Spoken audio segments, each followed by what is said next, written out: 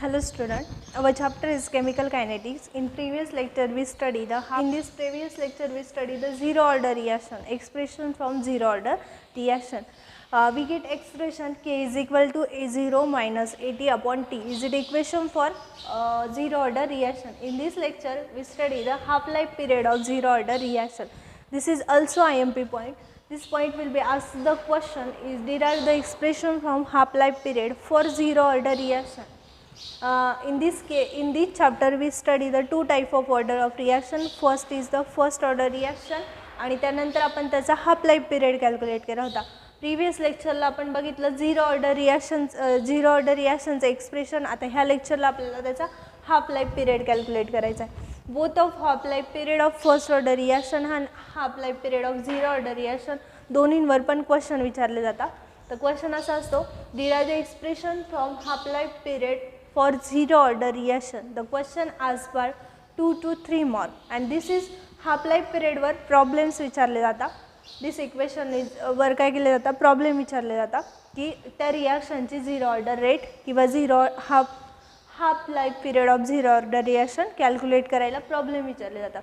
So in this lecture we study the half life period for zero order reaction.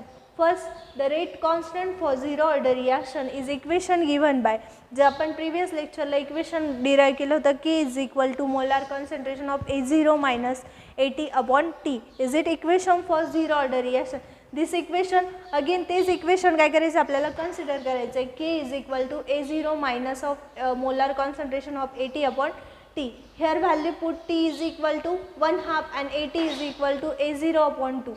Simple value consider करायचे आहे. T is equal to 1/2. T is equal to 1/2 का consider केलं कारण आपल्याला त्याचं काय करायचं आहे half life period and the AT is equal to A0 upon 2. This is value T is equal to 1/2 and AT is equal to A0 upon 2. Put this both are two value put in equation. We get rate constant for zero order reaction K is equal to A0 minus AT upon T. ह्या value simple काय करायचे त्या इक्वेशनमध्ये put करायचे आहे. Here T is equal to 1/2. Here T is equal to 1/2 put केलं आहे. In this A0 as it is राहील बट ATची व्हॅल्यू काय कन्सिडर केली आपण A0 upon 2. Simple A0 upon 2. ह्या इक्वेशनमध्ये काय केलं आहे Tची आणि ATची व्हॅल्यू काय केली पुट केली. We get equation K is equal to A0 minus A0 upon 2 upon T1/2. Okay here cross multiplication करा. जिथं 1:2 असतो क्रॉस मल्टिप्लिकेशन केल्यावर काय होईल 2 into A0 minus A0 upon 2. Simple काय केलं आपण क्रॉस मल्टिप्लिकेशन केलं आहे. मग आपल्याला इक्वेशन भेटलं 2A0 minus A0 upon 2. In this term आपण काय केलं सिंपल क्रॉस मल्टिप्लिकेशन घेतलं. We get equation twice of A0 minus of A0 upon 2 divide by T1/2.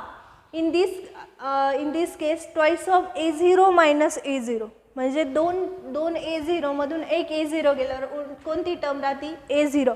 Only A0 upon 2 into T1/2. Next स्टेपला काय केलं यांचं सिंपल मायनस केलं. Twice of A0 मधून 1 A0 गेला तर 1 A0 राहतो. मग 1 A0 upon 2 is upon T1/2. In this equation simple काय केलं त्यांचं मायनस केलं. हिअर क्रॉस मल्टिप्लिकेशन केलं. इन दिस केस मायनस केल्यानंतर आपल्याला इक्वेशन म्हटलं K is equal to A0 upon 2 upon T1/2. Okay in next step we consider हा इकडे डिवाइड आहे इकडे जाताना काय होईल तो मल्टिप्लाय होईल. मग आपल्याला इक्वेशन भेटेल K is equal to A0 upon 2 into T1/2. Equation काय भेटलं K is equal to A0 upon 2 into T1/2. In this case आपल्याला काय कॅल्क्युलेट करायचं आहे half life period of zero order reaction. Half life म्हणजे आपल्याला काय कॅल्क्युलेट करायचं आहे त्याचा T1/2. सिंपल आपण T1/2 इकडे नेला आणि T1/2च्या जागेवर नेला तर आपल्याला इक्वेशन भेटतं T1/2 is equal to A0 upon twice of K. Is it equation for half life period for zero order reaction. The half life period of zero order reaction is directly proportional to its initial concentration. Half life period हा कशा बरोबर असतो is directly proportional to its initial concentration. Simple half life period of zero order रिॲक्शनचं expression लिहिताना पहिल्यांदा rate law for zero order रिॲक्शननी कोणतं expression भेटलं आपल्याला असं K is equal to A0 minus AT upon T.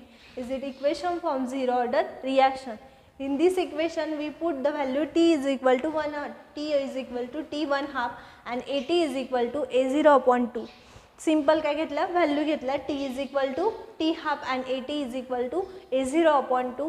T half का घेतलं कारण आपल्याला त्याचा हाफ लाईफ पिरियड कॅल्क्युलेट करायचा. ह्या व्हॅल्यू आपण सिंपल इक्वेशनमध्ये पुट केला पण ते इक्वेशन कजे rate law for zero order रिॲक्शनसाठी कन्सिडर केलं होतं. K is equal to A0 minus of A0 upon 2 and upon T half. Simple काय केलं त्या इक्वेशनमध्ये व्हॅल्यू पुट केला आणि ह्या ठिकाणी इन दिस केस आपण काय केलं क्रॉस मल्टिप्लिकेशन केलं. ह्या 2नी A0 ला इंटू केलं तर काय केलं मग आपल्याला इक्वेशन भेटेल twice of A0 minus A0 upon 2 upon T half. In this case twice of A0 minus A0 only remaining काय झालं A0. K is equal to A0 upon 2 upon T half.